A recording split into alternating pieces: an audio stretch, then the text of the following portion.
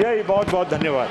Shri S Niranjan Reddy 7 minutes. Thank you, Honorable Chairman, sir.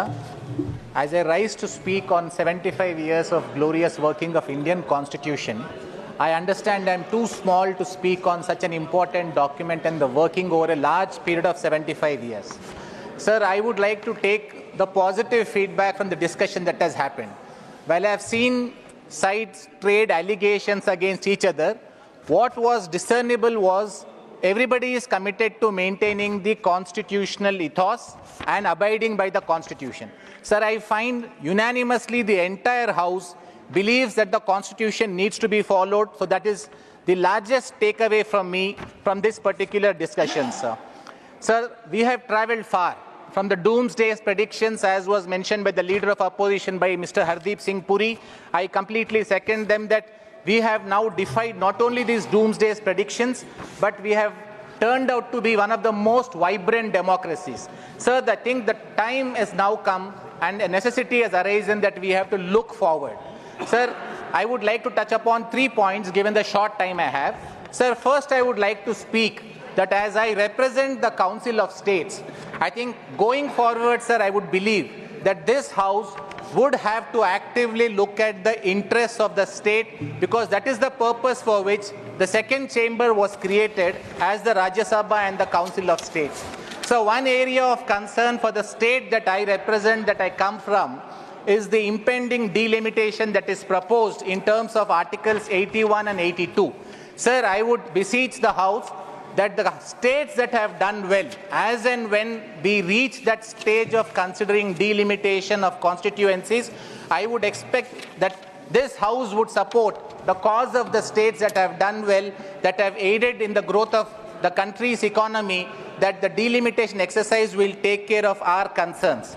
Sir, I would like the House to spare a thought for a moment for the huge work done by the Honorable Supreme Court and the High Courts of the country. Sir, we have about 35 to 40 Supreme Court judges for population of 140 crores.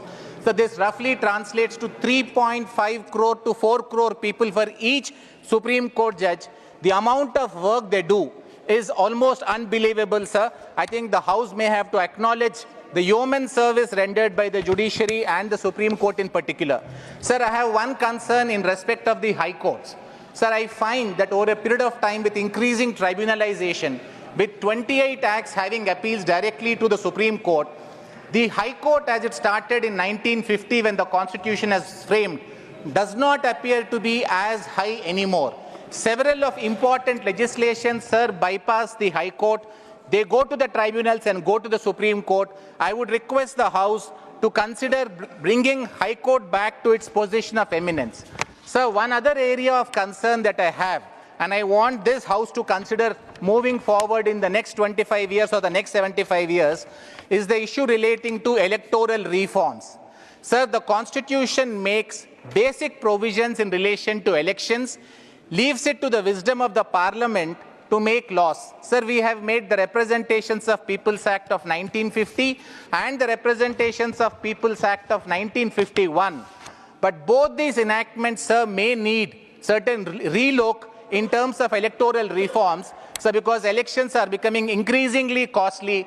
Someone like me, while I'm a successful professional, sir, I don't think I would be able to contest a Lok Sabha election or even a member of Legislative Assembly election from the state I represent or the neighboring states, because elections have become too expensive. I think all of us need to work towards bringing up some law. The Constitution left that responsibility on the Parliament, sir. It is us as a Parliament that needs to rise up. We need to relook at that 1950-51 Acts to make some important legislative reforms in election laws to ensure that the best people represent the legislative houses and the parliamentary house. Sir, one other area of concern, and I think this is something that we need to look at actively, sir, is health education. Earlier, while India has progressed so much, it has now become a poverty enabler, sir, because what is happening is parents, while striving to give good education and also trying to provide good health for their families, are spending so much of their money that a large percentage of population, sir, is getting pushed into poverty while there has been a huge poverty alleviation. The government has done exceedingly well, and I would compliment all the governments that we have brought down poverty to a great level. But if poverty still continues, sir, one of the poverty enabling factors is health and education. Sir, we have made giant strides in both health and education, but most of it, unfortunately, sir, has been in private sector. I think moving forward, we may have to look at doing something for making it more accessible. So one new area of concern that has been increasing, sir, is the growing income inequality and economic inequality. So these are the times which are resulting in this situation. This is a global phenomenon.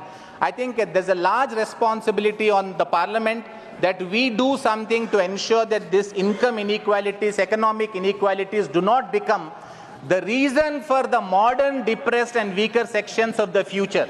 Sir, we are coming over historical injustices that have resulted. The Constitution provides for remedial measures, sir, but I think while we are addressing that remedy and we have not succeeded fully, the very fact that we have not been able to do away with affirmative action, sir, is an acknowledgement that we have not achieved that object. It is salutary, it needs to continue, but we need to be mindful that we would not want a new class of depressed people, a new class of weaker sections to arise because of this income inequality. We are getting rid of the past injustices. We cannot allow future injustices to come. Sir, I am grateful for granting me this opportunity. I thank the House for enabling me to speak, sir. Thank you so much, sir. Please subscribe Dot News.